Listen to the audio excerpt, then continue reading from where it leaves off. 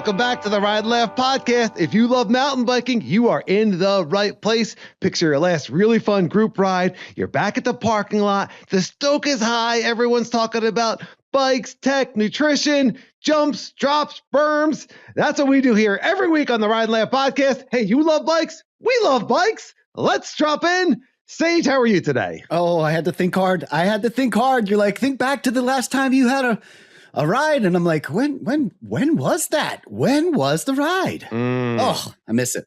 Yeah, man. Summertime. What's going on? I know the weather in the Northeast.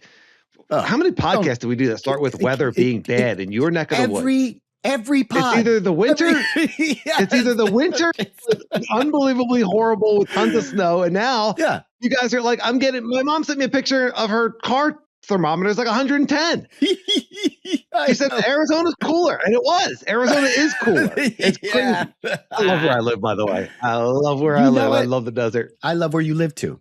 Yeah. Well, I know you got out to Phoenixville Bike Park. I saw that on Strava. Woo! Yeah, by myself. Some jump session in. Yeah. You were so by yourself that you recorded a mountain bike minute on the Instagram. Fantastic. I know. It was good. If you haven't seen it, go check it out. IG, baby. IG. Yes. Yeah. If you're not following the Ride Laugh Instagram already, then check it out. We're getting 3-4 posts out a week right now. Yeah. Some of them are clips from the pod. And then some of them are just kind of unique, Dan or Sage talking into the camera, just giving a tip or a thought or a breakthrough or a question for everyone. So check out the Ride and Laugh Instagram. Well, there's an interesting thing happening because I am creating these clips. Yeah. And so I have a software that takes the podcast and it generates clips and then I edit them. And so before you always did all the editing on the podcast. Yeah. And now I'm getting an opportunity to do some editing work as well. And it's really interesting. Yeah. So when you're working on it, on the editing, right, there's all the text comes up and you can choose what text you want to use and all that sort of thing. And you can also take out your filler words. And I know you take out our filler words already. I try. Yeah.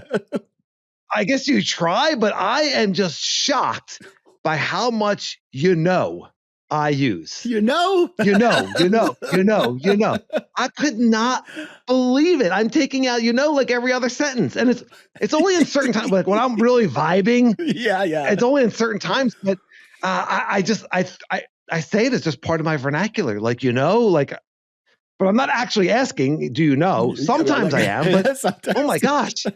I told my wife and my kids, I said, look, this is something I'm working on. Point it out now. So yeah, I know. It's working on this pod is definitely, I've learned a few of my words. I used to say like a lot. I used to say right. Like I'll finish a sentence and be like, right. It's like, oh, you start to catch these things, it's like, oh boy, you get real self-conscious. It was. Yeah. You just said, Bam. Yeah. I mean, we just throw it in there. So now everyone's going to be like super noticing it for the rest of the podcast. Yeah. Well, I think we all have it, Oh my gosh. We all have it. Yeah. Yeah. Do those things happen in biking too? Are there certain twitches that you have on the bike that show up? Ooh, yes. Yes. Yeah. Yeah. Ooh, yep. It's a great point. All these subconscious things that we're saying, and I had no idea I was saying until I saw it in print. Yeah. Until I saw it on that software. I had no idea I was saying it. And so what subconscious messages are we giving ourselves on the bike that we have no idea? And that's great. The fact that those are there and we can identify them and then kind of dissolve them and level up past the plateau, which we're going to talk more because we're going to be talking about Mountain Bike Academy and Dave Davidson and breaking through progression plateaus. Yeah. So many of those plateaus are just really what we're thinking without even realizing that we have these habitual thoughts. That's a really, really great point. Yeah. The double clutch. That was one I had for a really long time when you go off a jump and like subconsciously I would just, pump the arm and I'm like, what am I doing? Stop it. I thought that was good. Yeah, it was a good starting point, but I wanted to do something that I was intentionally doing.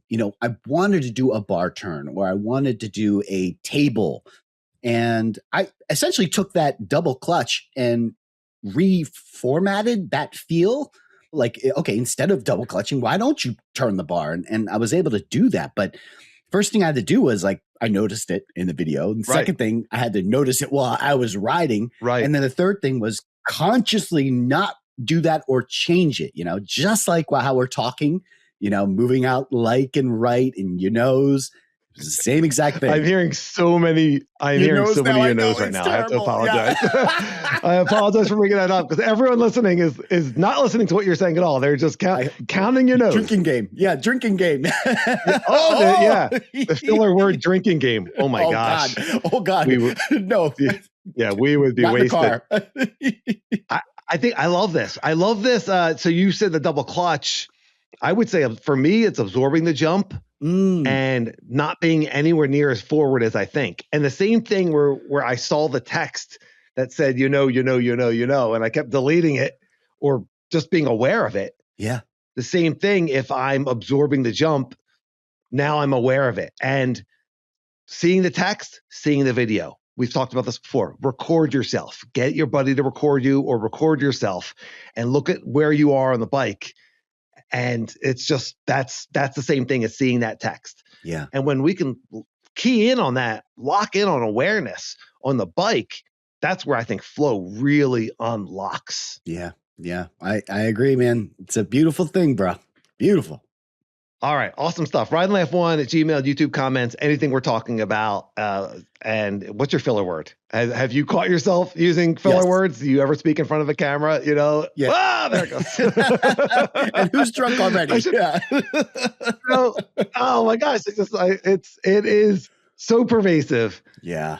I think maybe we should just edit this whole part out so nobody's paying attention to my knows. It's too late. Yeah. Oh man. All right. Well, last week, and the episode is going to be out on Wednesday. So it's always difficult to talk about something that happened before we have listener comments. Right. But I want to keep this bit going because I thought it was fun and we'll see what the feedback is. We talked about a group of animals having a name and then a group of mountain bikers having a name. Okay. So for example, and I'm going to give you a different animal this week. What do you think a group of bats would be called? I got nothing. I got nothing. A cauldron. Whoa. Dude, that is cool. Yeah. A cauldron. Yes. I love that. Yes. Yeah. All right. And so we talked about a group of mountain bikers, and you and I kind of settled on a Steez, correct? For the Ride and Laugh. Yes, for the Ride and Laugh. Yeah. Yes. Our group. Oh, only Ride and Laugh mountain bikers are Steez? I'm envisioning a jersey, and the jersey just says the Steez. Oh, dude. I like that. Come on, man. Well, what about a flow? I'm not sure if I feel the flow. No. Oh, that's weird that I just said that. I don't know if I feel the flow. All right. Ride Laugh 1 at Gmail, YouTube comments for the Steez. Yeah. And who would buy that jersey? Yeah. So what are you envisioning? The back of the jersey, instead of a name, it says Steez? The Steez. Oh, I love that, man. The Steez. Oh. Yeah, maybe it's on the front. I don't even know. But yeah, that would be our Ride and Laugh jersey. Like, ooh, come on, man. Okay. Yeah. Who's going to make that happen? All right. Maybe someone's going to have to design this for us and someone getting the AI. Speaking of AI. Yeah. I'm wearing my tank top. Okay. And last time I wore a tank top on the pod, I said that I was giving Freddie Mercury vibes. I was wearing a black tank top. That's right. And we had a good laugh about it. Right. And Ryan Butler, good friend of the show. Yeah. Created an AI version of me morphed with Freddie Mercury. It really looks like me with a toupee, I think. But we got to get that picture. It is so funny. We got to get that picture up on the pod. So thanks, Ryan, for creating that. Ryan. That was really funny. All right. Well, I was thinking about the role of doubt in our lives and in our riding versus certainty. And so when we believe something is going to happen, when we know it's going to happen, then it's going to happen. We're going to set that in motion. We're going to vibrate that towards us, right? We're going to be moving towards that with full belief. When you approach it with doubt, then you're kind of poisoning the well.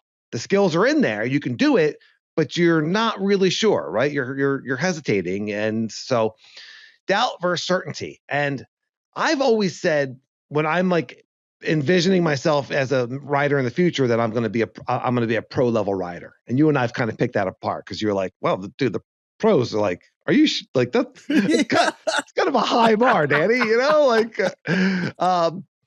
and I was talking to my wife about that this morning and she said, well, what does that even mean? Do pros not have doubt? Do pros not crash? Do pros not hit plateaus? Man, your wife, can she get a spot on the show? Like, dude, she is so good. Come on. She is. She reflects this stuff back to because she doesn't ride. She just sees this stuff from a different angle so often. Yeah. And yeah, she's brilliant. She's so insightful. I'm so grateful. She's awesome. But that like kind of blew my mind. I was like, oh, you're right.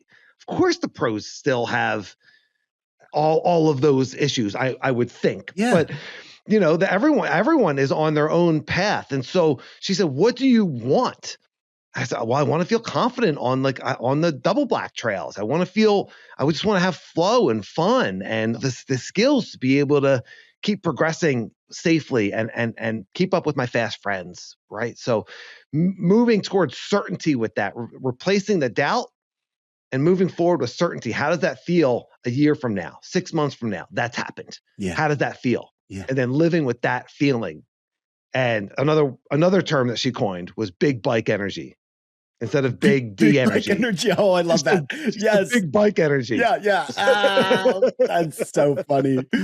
Dude, that's so good. That's Lauren's corner. Yeah. As far as what we were talking about this morning, that's my wife's mountain bike insights of the week. Well, I love Lauren and we actually share a lot of similarities on how we think. And it's funny because I don't know how many pods ago, maybe like 3 or 4 pods ago, you and I talked about getting specific on the trail. And this kind of relates to what you were talking about by defining what a pro is. And you were talking about things that you say, mantras that you say on the trail while you're riding. And I said, wouldn't it be more helpful if you were more specific? Because you do get in the flow or stay centered or keep it rolling. Yes. And you use that as a blanket for everything. And I said to you, why don't you get specific on exactly what you want to have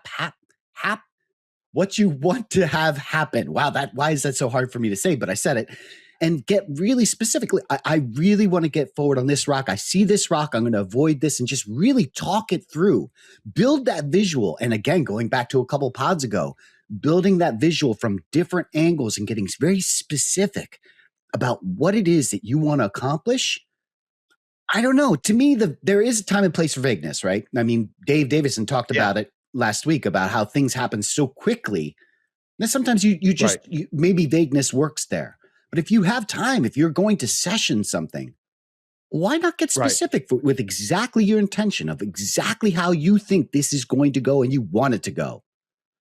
Yeah, I think there is. I think you're 100% right. I know you're 100% right. It's really cool. Ride Laugh 1 at Gmail and YouTube comments. If what Sage is saying resonates, if what I was saying or my wife was saying resonates, picturing that future self already done, that feels really good to me. Bikes and life. Right? Whatever you want in your checking account, picture that yourself in 6 months or a year looking at that account or whatever it is in your job, your relationship, just, picture it already done, the wish already fulfilled. Yeah. And then now live from that place. And same thing with tech or jumps or flow or keeping up with your friends or riding whatever line at the bike park. Picture it fulfilled and get specific. So yes, you're 100% right. I tend to just keep it vague and broad, and I use this all the time. I want the easy solution, right? I want to take the pill and lose all the weight, right? That's the American way. Just give me something that works for everything, It's the human way, but yes. Well, the magic pill doesn't exist. And really, it does take the effort of getting specific. I think putting a little bit more work and time into it. And also that means sessioning, right? If I'm just riding a trail and I'm riding it blind, or I'm just riding and there's something that I'm sketched about and I somehow flow over it, but it's like, oh, that didn't feel great. I could hike back up and do it again, look at the line, talk myself through it, or I can just keep on going. I tend to be a keep on going guy. Yeah. And this is one of those things. And my buddy Anthony coined this phrase and I just love it. He calls it the universe juice because he's not down with the whole universe juice. And I love the universe talk, but I don't I don't buy in 100%. I take what I like out of it, and I match it to other things that I enjoy. But absolutely, what resonates with you? Absolutely, that's the way this works. Right, exactly. Yeah, I think don't believe anything that everyone tells you. Of course, question everything. Of course, and use what resonates. Yeah. Unless it's us telling you to go to Costa Rica, then you should take it. Well, then literally. Yes, no, that should literally. Yes, Yeah, and when we start selling swag, that's gonna, that'll be very important. Yeah, our first shirt's gonna say "Ride Laugh." Yeah. Well, if you know. One of the things with the universe juice is like sometimes I feel like people think that what we're saying is, you just have to visualize it and it'll happen. And there's just so much more to that. That's just one piece of it. And the more effort that you put into it, the more that you're going to get back. I remember talking to you about this, and my argument was, we have to get out there and you have to practice and you have to work hard. And you're like, do we have to work hard? It was this whole conversation. Right. I'm not sure if I actually made my point clearly, but here it is again. If you want to get good at something, you have to put yourself out there. That's one. You have to visualize. That's two, of course. But you have to go out and you have to do it too. And have to is such a terrible way. I don't like that word. Right. And I do want to replace that word, and maybe we can talk about the semantics of that. But for right now, let's just say have to. You have to get yourself out there and you have to practice. You're going to see the benefit of that. If you want to get better at jumping, you can't just say, well, I'm a good jumper, and visualize that and dream it and want it. Like, you got to get to the jump park and you have to session these things.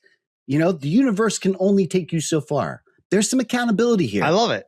Let's do it. Yes, I love it.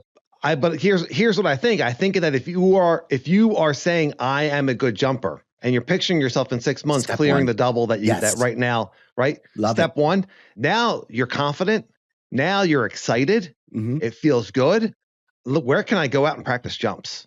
I want to do this. We're not saying that we want to be good at something that we're not going to do. It's not. We're going to be good at something that we're going to do. You're building the enthusiasm. Don't. It can't be confidence, right? Because if you say confidence, then that gets destroyed. The first jump that you hit, confidence that you're going to get there. Oh, okay. I love that. But for me, that visual builds that enthusiasm. You're right. Yeah. Yes. Enthusiasm is a better word, because that was the other thing I was talking to Lauren this morning about was when we're doing something and we want to move forward with confidence, we want to move forward with certainty and not doubt to poison the well, right? You're approaching the future. You want to do it with certainty, not with doubt.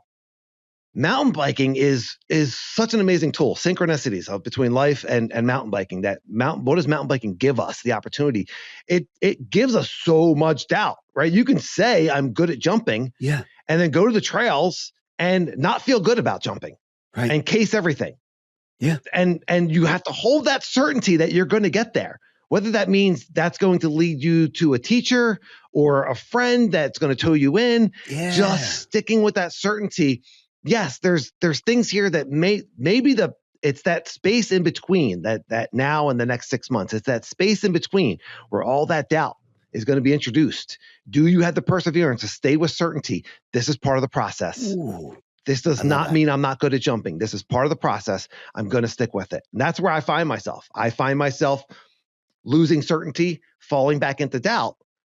And that was kind of that aha moment this morning of stick with certainty, and it feels better. Yeah, man. And it doesn't hurt that you're riding with people that are 100% on board with this, that want you to succeed. We just talked about Jeff Windsor and Chris Huffmeyer last week. These two guys know your struggle. They know you well. Two different approaches on how they deliver that message, but the outcome is they are 100% bought in on seeing you succeed. And when they see you fall back, hey, loosen up. That's what Chris told you, and Jeff is saying, hey, try and spread your hips a little bit more, turn your hips a little bit more. Like, these are all great things. You get great reminders. Spread your hips. Jeff never told me to spread my hips, just for the record. How dare you? Yeah, he never told me to. I don't even know what that means. It sounds really weird. Jeff is like, what? Jeff's going to have to, wait. Well, I never said that.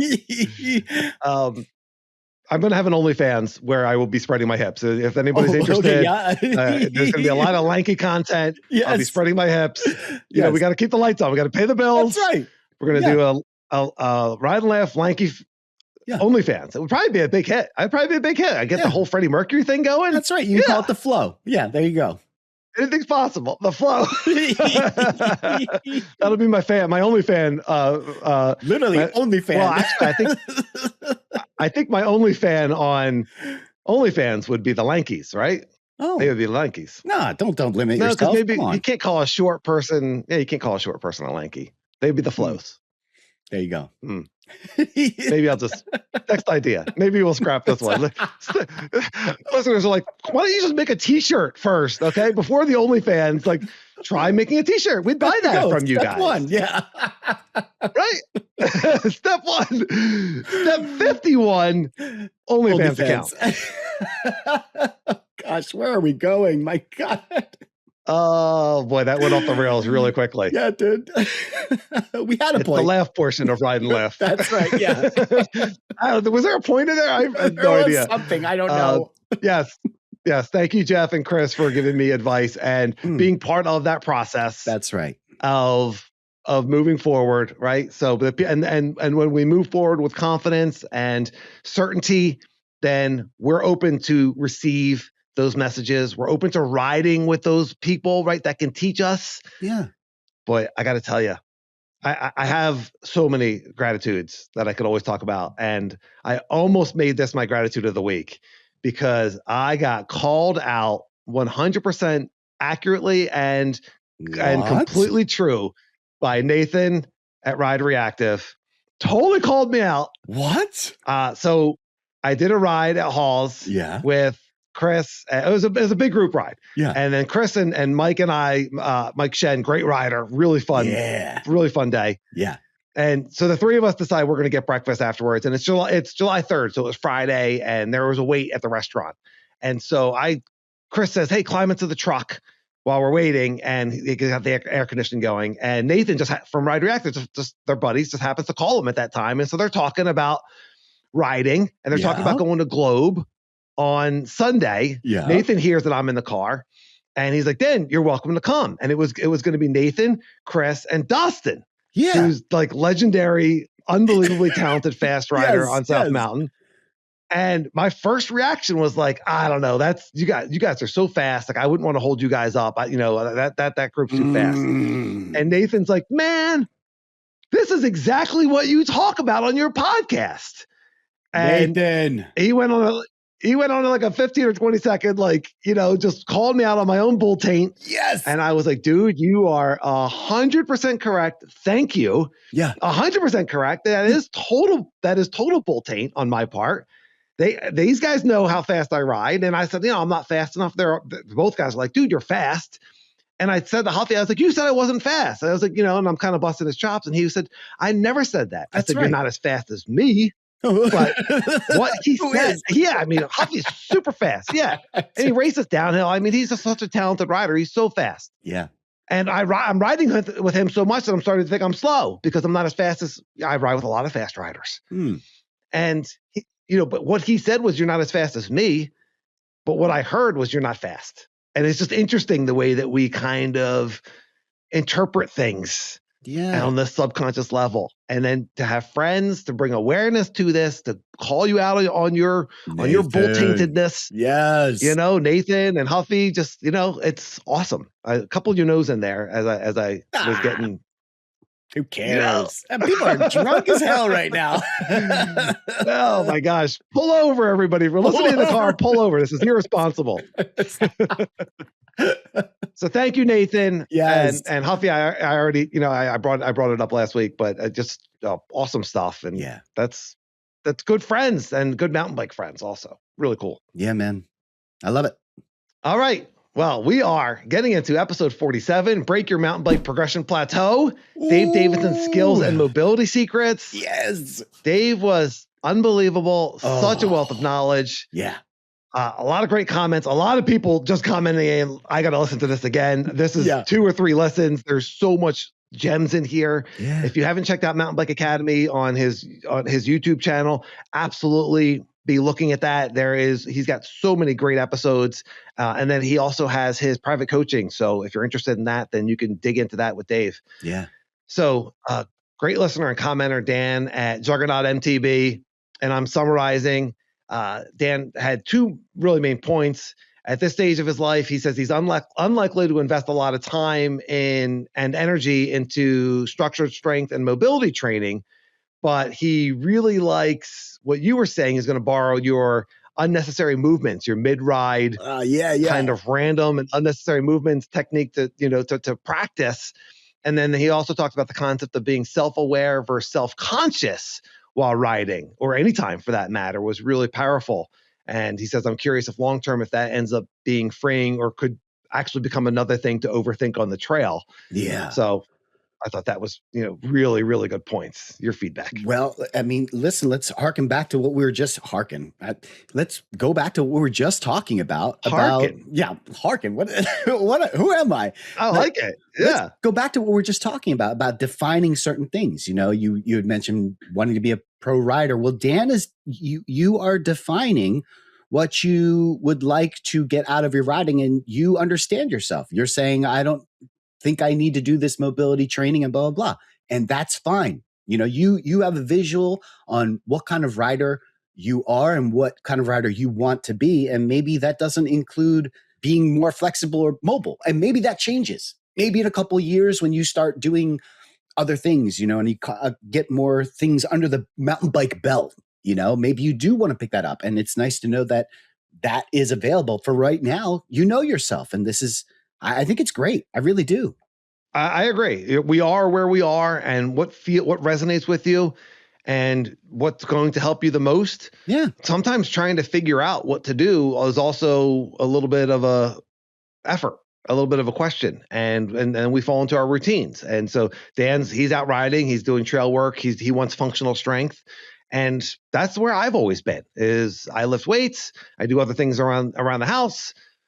My wife might argue with that last one, but I like having functional strength, and that translates to the bike.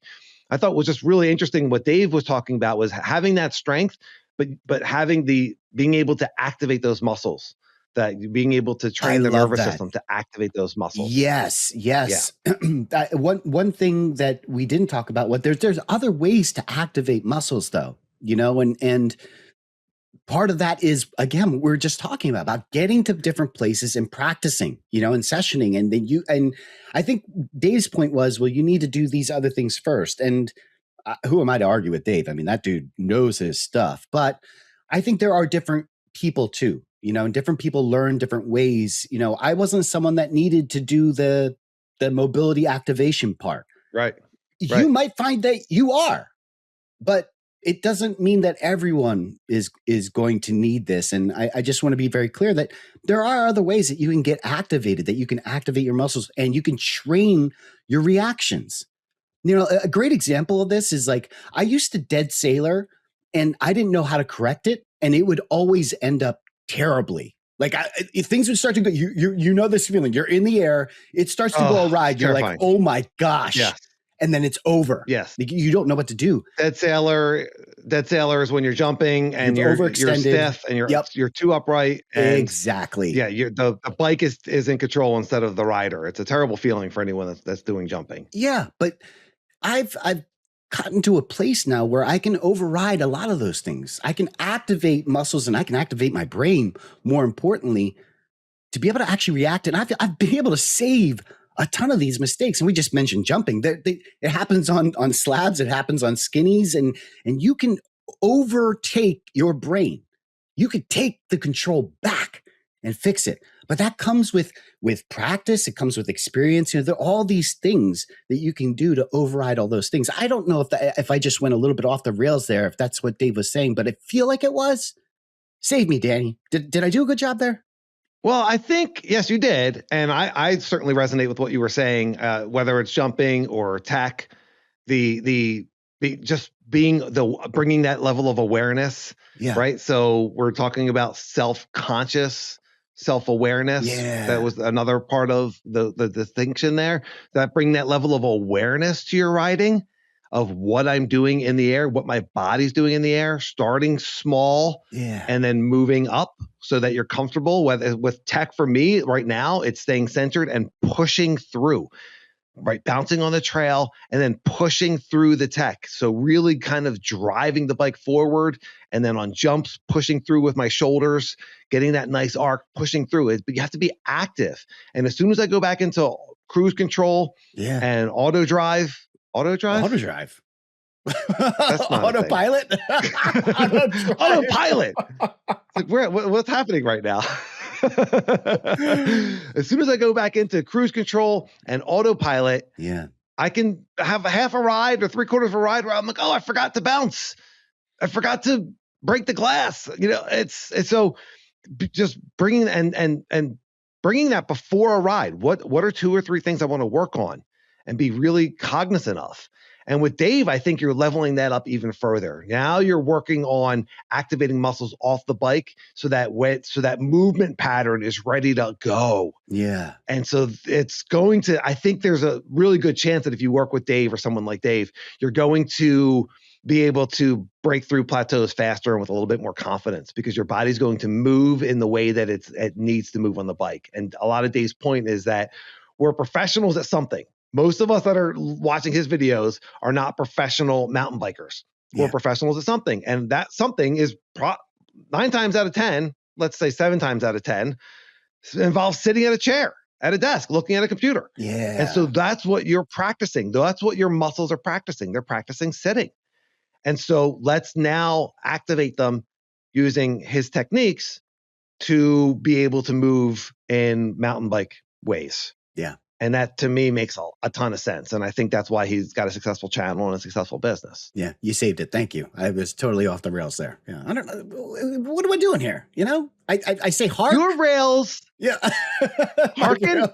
I want to harken back to your comment, which is, by the way, you used it in the correct way. You could have just kept going. I don't know if I would have said anything. Yeah. I get self-conscious. I almost made like a Christmas reference, like hark the sage, but that's comparing you to Jesus and the Savior.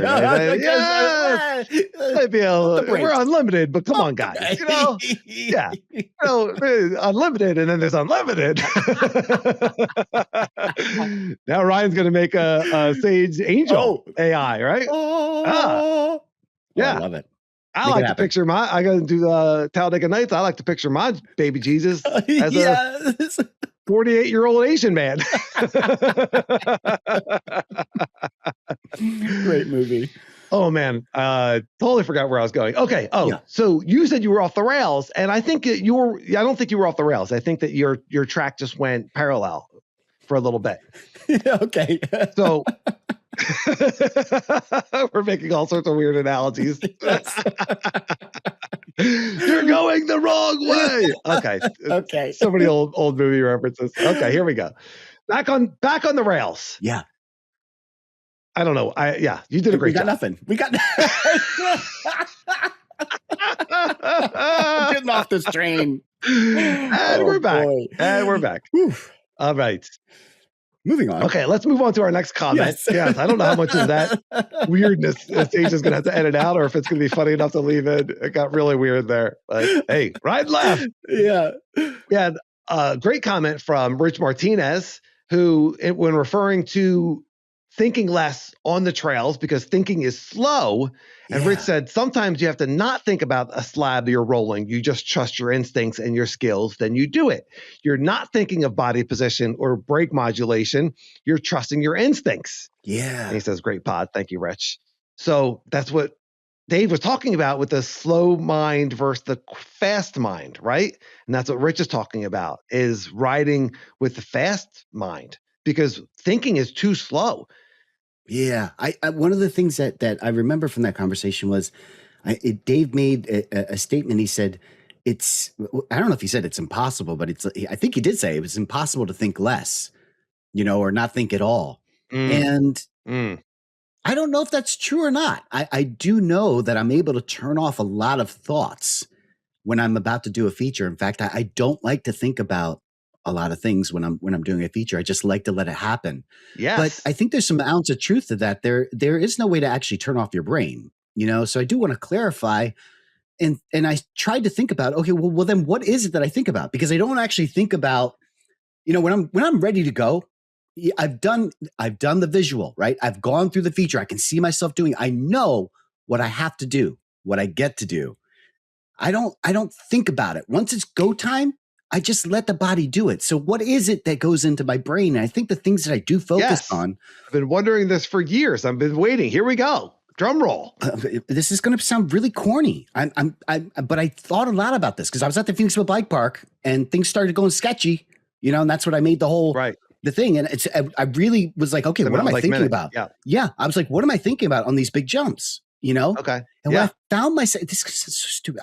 No, why am I prefacing that? No, it's not going to sound stupid because it's what I do. I'm going to call Nathan. I'm going to call Nathan from Ride Reactive right now to call you out on your bolting. Listen up, Steez. I'm giving you the real deal here. What I found myself doing was I found myself listening to my heart. That was the first thing. Because I hit the jump really terribly. Yeah, I saved it, but like my heart was racing. Mm-hmm. And so I got back to the top and, I was like, okay, let's calm it down. And I listened to my heart and I waited for my heartbeat to slow down. I found that rhythm, it felt really good. The next thing I did was I checked my bike to make sure I was in the right gear. I wanted to make sure that everything was perfect. And then when I started going, I started listening. And I love listening. I don't know if anybody else does this on the trail, but I love that feeling of when you get light and heavy and that tire bites and then it lightens up. I listen to those sounds, but not once did I think about the jump or the drop. I had all these other thoughts. I was checking in with my body. And I was checking in with my bike. Those were the things that I was thinking about. And then I just let it happen. Let me know if this sounds crazy. That sounds awesome. Ride Laugh 1 at Gmail, YouTube comments as a way to recenter, as a way to ground, listening to your heart, taking deep breaths, listening to your breath, listening to the sounds of the bike as you're heading into a difficult.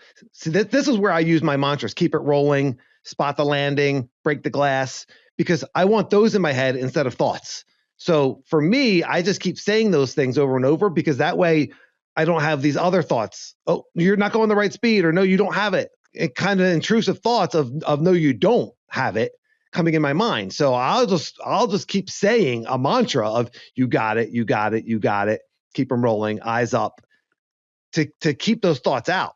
Well, you're able to just go ahead. I was going to say, then maybe you need to work on your pre-ride technique. Like those aren't the thoughts that should be going to your head. That happens before you get out the start gate. So if you are sessioning, right? Because there's a difference when you're trail riding and when you're sessioning. When you're trail riding, you need these mantras because things are happening. When you're sessioning, you have time. Making a delineation. Okay.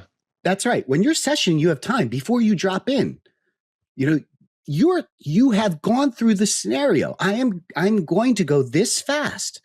It's not that I was going too slow before. That's out. We don't talk about the negative. Oh, you went too slow. No, I am going to go this speed. And it's going to be great. And then you see, oh, I'm going to bounce. I'm going to get loose. Those are all happening pre-takeoff. Once you take off, like empty that. Let your body, empty that. Yeah. I think that's where it's at. Ride Laugh 1 at Gmail YouTube comments on this conversation. I love it. And this is happening for me. I very much struggle with that, but that's what you're saying. And I think Dave was touching on that. That's certainly what Rich is saying, is that the real flow, the real magic happens when you are done with thinking and you are just present and you are feeling the bike, you are feeling the rock, you are feeling the jump, you are trusting your skills, and it's happening. And that's a great feeling. Absolutely. Yeah. By the way, the other thing that I did when I went to the smaller jumps. I went to the blue and the green line and worked on that, because it rattled me. It rattled me a little bit. So, those are other techniques that you can do. When I was on the blue and green line, it's the same thing. It's the same process. Nothing changes, but getting comfortable with that and finding that flow, finding that confidence again, and then going back to the more difficult line. This is really good stuff, man. It's really good stuff. So it is. It's awesome. Thank you for sharing. you had a moment at Phoenixville. It sounds like you had a moment where you dead sailored or you cased or something, but you had that fear moment where you land and your heart's going, the adrenaline's up. It was like, and your body's like, got away with that. Yeah. This is scary. I got away with it. This is scary. Let's not do this again. Let's go home. Let's go home, dude. Like, you know, right. So I was solo. And then, but you want to override that. I just got here. I know I can do this. I've done this 100 times. You've done those jumps probably well over 100 times. How do I override that fear response that feels so powerful? And for you, it was listening to your heart, slowing it down, listening to your breathing, going back and doing something that you felt more comfortable with. Right. Stacking wins, stacking that confidence, and overriding that fear response. You know, that's that. Okay. You do not control me. Fear does not control me. Bikes in life, fear. If it's fear, that is not the reason I'm going home. Yeah. And hold yourself accountable. That's the way to do it. Like we just talked about it early in the pod. You know, when I'm going back to that blue and green line because something went wrong on the black line, right? And by black, I mean expert, you know, and the blue is intermediate and green is beginner. When I'm on the blue line, the intermediate line, I'm holding myself accountable. Yes, I'm not thinking about anything, but if I hit the blue line and now that jump goes wrong, okay, why is it not go? And don't move over to the black until you get it right on the blue. It takes effort. It wasn't like I did one run on the blue. Dude, it took me like 3 or 4 runs on the blue to like kind of figure out like, oh, okay, you are, okay, here's the thing with the Phoenixville Bike Park. Like normally there's tons of people there. I was by myself. That's what made this so scary. Right. That's why I made that mountain bike minute, because what if I fell? What if I got hurt? Right. Nobody's here to call the ambulance. Whoa. Don't think about that, right? But I held myself accountable on that blue jump. I took it back to the small one and I figured it out. And what was happening was my timing was way off. And that came, I don't need the black jump, the expert jump, to tell me about my timing. I can figure that out on the blue. And that's what I did. Less consequence. And then held myself accountable. Did not let myself leave the blue line till I knew I had that timing and that feel right again. So I know we're getting into the weeds here, but it matters. It matters. That's really cool. Yeah. Yeah. That's really cool. And it actually goes back to something else that Dave was talking about. And I don't know if he ruffled any feathers when he was making this point, that he was kind of saying that if you're not progressing, if you've decided that you are just going to be good enough. Yeah, ruffled my feathers. you don't want, I know, I was trying to get a clip of that for the Instagram and had all three of our faces on it. And your face was like, I don't think so. I don't like this. I don't like this. But what he was saying is kind of what you're saying right now, which is if you start small and stay small and you never are interested in progressing, then you might have 20 years of practicing something the wrong way. And then when you crash, you're going to say, oh, I don't know what happened. That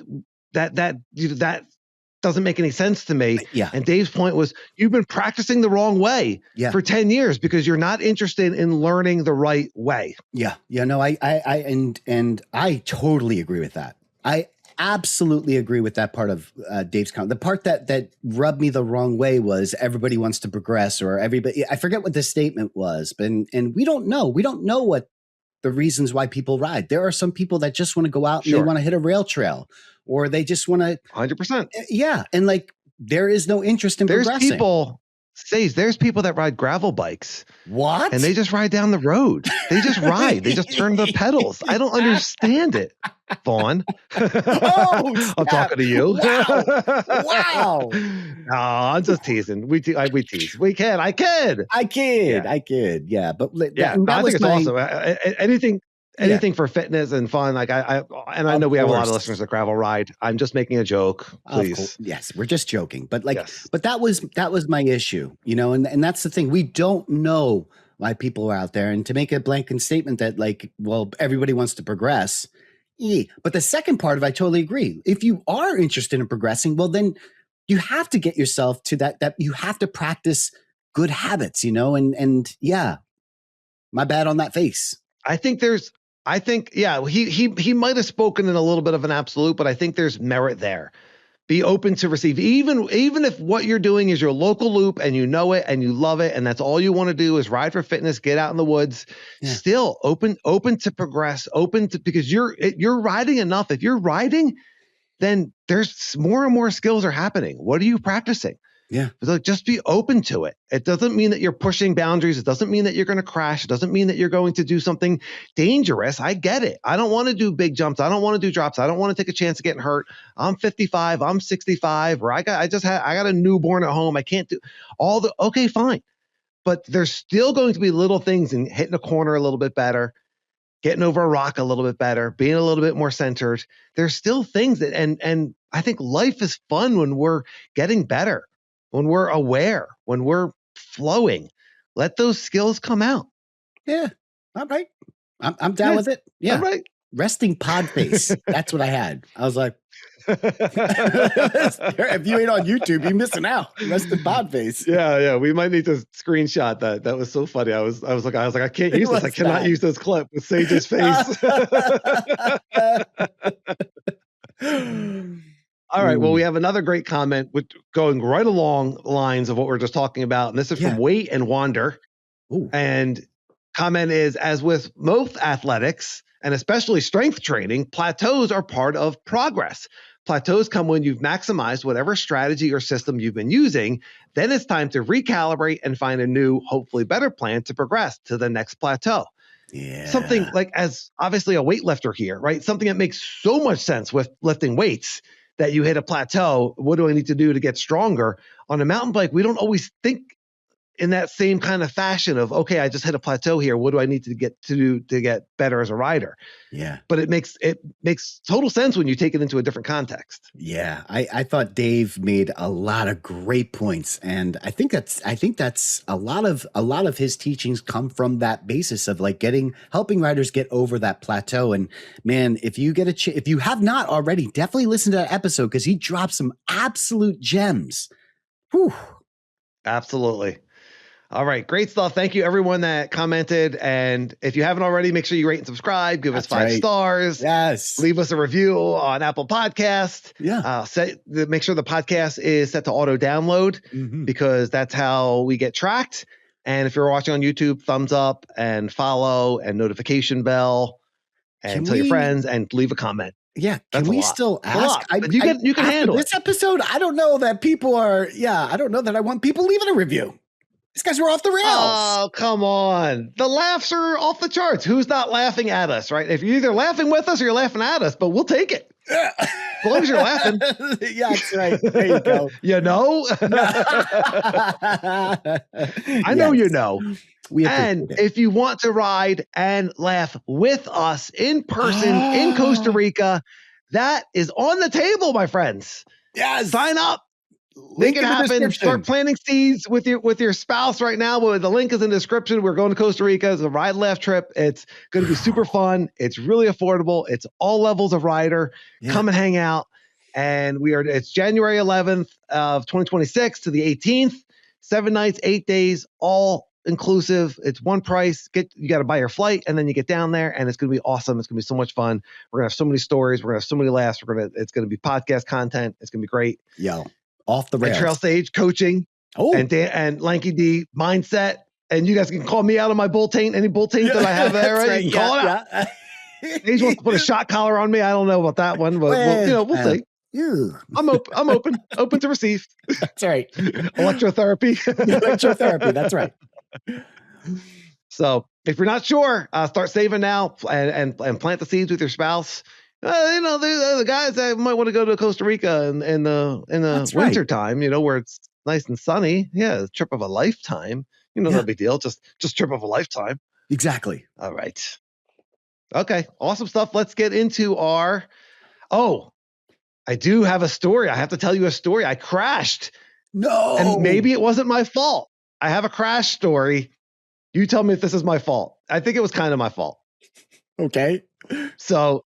It's Huffy and Mike Shen and I are riding Boulder Dash on the e-bikes. Super fun. Double black tech trail. I know the trail pretty well. I know which features I'm comfortable on. I know which ones give me pause, and I know which ones I sometimes skip. Yeah. I'm riding a feature that I always ride. It's like a kind of like a rock. I call it the Southwest Skinny. It's kind of like a rock skinny. Yes. And then it exits with a really steep boulder. Yeah. And you have to kind of make a left to get onto that really steep boulder. It's fun. Yeah.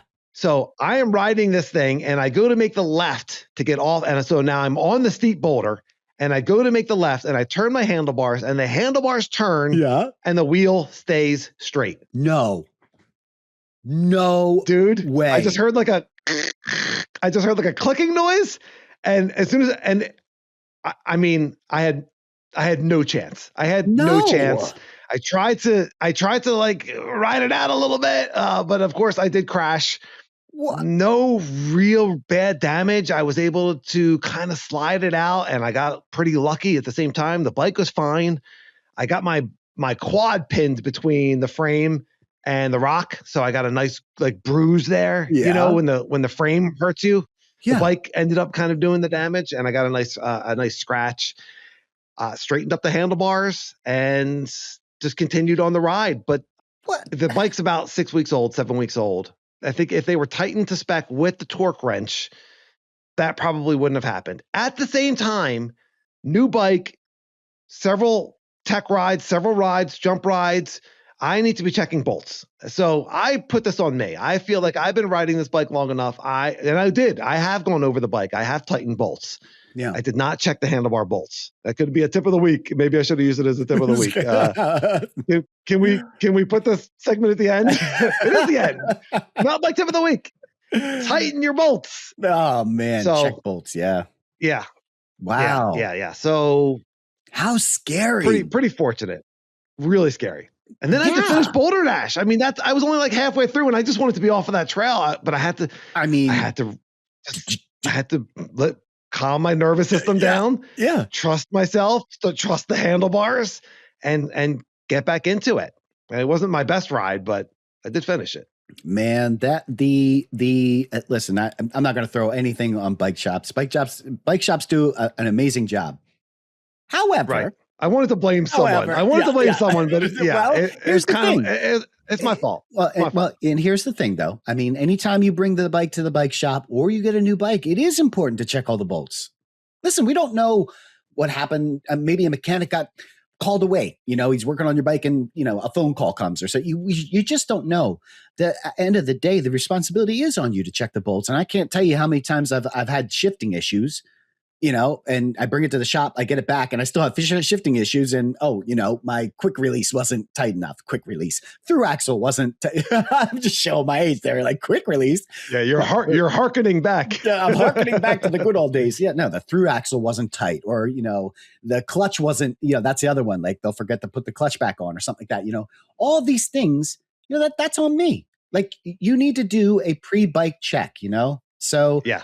Having said that, dude, I mean, so grateful that you did not get more hurt. That is a serious feature. Oh my God. And something unexpected. I would never expect my handlebar not to turn the wheel. Like, whoa. Well, there's other things on that trail that are faster and more consequential. That was a big rock to fall off of. A big rock. Yeah. I was not running my camera at the time, but that was a big rock to fall off of. Yeah, buddy. So I walked away from that like, okay, if the handlebars were loose and they were going to fail at some point and I wasn't checking the bolts, then at least I was able to walk away from that. I was off the bike for a couple of days to let my leg heal. Yeah. But really no big deal. So gratitude. And I do put that on myself. I know bike shops are busy and I've been riding that bike enough. Things rattle, things loosen. Let's check our bolts. Listener, if you haven't checked your bolts in a little bit, just get out your Allen keys and just go through or your torque wrench and just go through and just make sure that everything's where it needs to be, especially if you're riding gnarly stuff, it's on me. All right, then. All right. Well, that could have been my gratitude. That I didn't get hurt more. That could have been my tip of the week to tighten the bolts. I mean, I just told a great story. That could have been either one of those things for this next segment. But hey, for Ride Laugh listeners, bonus. You got a bonus tip and gratitude and story. Yeah. Because we're going to do another gratitude. Sage, what's your mountain bike gratitude of the week? I'll keep my gratitude short and simple because it was beautiful. I was As you know, I've been quite busy and feeling kind of lonely and sorry for myself. I'm playing my little violin, and it was 4th of July, and I got a call from Steve, Ben Spokes. He said, dude, I don't know what you're doing for 4th of July. Come hang with me and the family. And I was like, man, you know what? I'm so glad I went. I had such a blast meeting Steve and his family. Thank you, Steve at Ben Spokes. If you don't know that YouTube channel or Instagram, follow that. He is such a good dude, man. Yes. He's awesome. He's such a great dude. He's such a great rider. Yes. He's one of those guys that's just like and his whole crew, that, I mean, they're all fantastic. It's such a share the stoke kind of community over there. And Steve's just such a huge part of that. Yeah. It's awesome for him to reach out to you. I think it's really, really interesting when you talk about how you're feeling, this loneliness that, because you're not getting as many rides as you want, and because I'm in Arizona, right? It's so what's here for you? Because there's a little bit of a victim mentality in there that I'm hearing. Yeah. Steve's here for me. Yeah. Yeah. Yeah. Okay. Maybe we'll dig into this one a little bit deeper on a different pod. This pod is too light to get into the whole victim mentality of loneliness. Let's talk about that. That's really deep. Yeah. No, but we should get into that at some point because there's definitely some truth to that. We've kind of hit on it in other podcasts, but no. Yeah. We'll cover that on another episode. Yes. On a very special episode of Ride Laugh. Oh, the OnlyFans edition. The mindset of, we'll do that on OnlyFans? I don't think the Lankies? What are my OnlyFans fans called? My OnlyFans fans? Yeah. My fans? Yeah. What did you say? Oh, the flow. That's right. Yes. I don't think my flow are going to appreciate. No. They want to see opening of hips. They don't want to. Yeah, they don't want to see open hips. They're not there for the victim mentality, psychology of loneliness. Yeah, that sounds like a course you would study in college or something. Oh, good call. All right, off the rails again. Let's harken back to the rails. Harken back to gratitudes. My mountain bike gratitude of the week, and we've been talking about it all episode. I've got to say for Mountain Bike Academy and Dave Davidson for coming on and giving his time. Oh, man. I thought the interview was fantastic. Yes. I really, really appreciate it. Like everything. The information is awesome. Yeah. He was supremely cool. He was really grateful to be there. He was a pleasure to talk to. His setup was awesome. Yeah. And if you haven't gone into, we were talking about the mobility and how do we learn what some of these mobility exercises are, or what can we work on? Dave made a little YouTube mobility segment for Ride and Laugh listeners, and it was in the show notes of that episode. We're going to put it in the show notes again of this episode because I didn't even notice it. I found it on YouTube separately, and it's fantastic. Yeah. So he gives us 2 exercises that I started doing every morning. They're really short. They're really easy to open up your hips and to get a little bit of thoracic spine movement. Yeah. But he explains how to do those and why we do them. And it will probably take you 3 or 4 minutes, maybe 5 minutes in the morning to do them. They're really simple and easy. I'd like to see, hey, are these going to help my riding? But Dave went above and beyond. He added that content for us. He talked about doing that on the podcast, and then he came through and he did it. So check out the link in the show notes and add it to your morning or your nighttime routine. They're really, really simple and easy. But thank you, Dave. It was a pleasure. Your information was awesome. And then you went above and beyond, and gratitude. Dude, great gratitude. I totally agree. It was such a pleasure to talk with Dave, and he was awesome. I learned a ton. I've since listened to that episode several times. It's one of those episodes I will continue to go back to because I pick up new things. Mm-hmm. So thank you, Dave. Moving on to mountain bike tip of the week. And I got to tell you, it's kind of funny that we're talking about your loose bolts because I had a loose bolt incident at the Phoenix Bike Park as well. And the tip isn't loose in bolts, but my brake caliper had come loose. It's a really dumb design. I'm not going to name who makes the bike, but the caliper is kind of held on with these like 2 little screws, and one of them popped off. Consequently, the brake, when I put the bolt back in, the brake was rubbing And so here's the mountain bike tip. If you get a small rub on your disc, this is assuming that you don't have a massive warp in your disc. If you have a massive warp in the disc, there are other ways to take care of this. If you have a slight rub, loosen the bolts on your caliper. And by the way, flip your bike upside down, but loosen the bolt on your caliper. Spin your cranks, get that back or front wheel turning as fast as you can, and then slam on the brakes. This is with your bolts loose. Do that twice.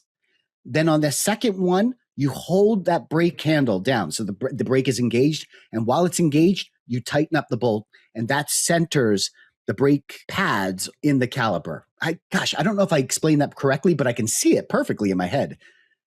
It's a great tip. It fixed it. Nailed that. That is a fantastic tip.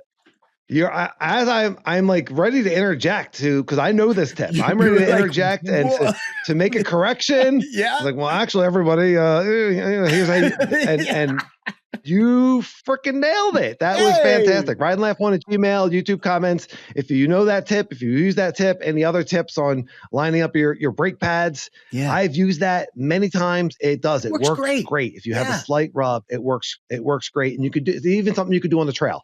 Yeah. If something that's driving you crazy, it's something you could do on the trail. Who doesn't want a slight rub on the trail? The flows. They want a slight rub. They want a full rub. They might want a full rub. Oh boy. The lanky flows, the full rub. Yeah. I mean, they're paying per minute, so they're you better end this show. Good Lord. Oh boy. Oh man. I thought we were just doing t-shirts instead of OnlyFans, right? I mean, let's get back. Let's get back on the rails. Everyone, if you are still listening, you've got a great sense of humor. I hope you got a lot of laughs out of this episode. Yes. We appreciate you. Ride Laugh on a Gmail, YouTube comments, anything that we talked about today, anything, even just want to drop a comment, help the algorithm. We appreciate that. Yeah. We appreciate everyone listening. Gratitude, rate and subscribe, thumbs up, auto downloads, all that great stuff. Ride Laugh 1 at Gmail. If you have anything that you want to send us, long form, we love hearing from everybody. Yes. Any questions, we're here for you. Everyone have a great week and a great week of riding. Ride Laugh. I'll see you, everyone.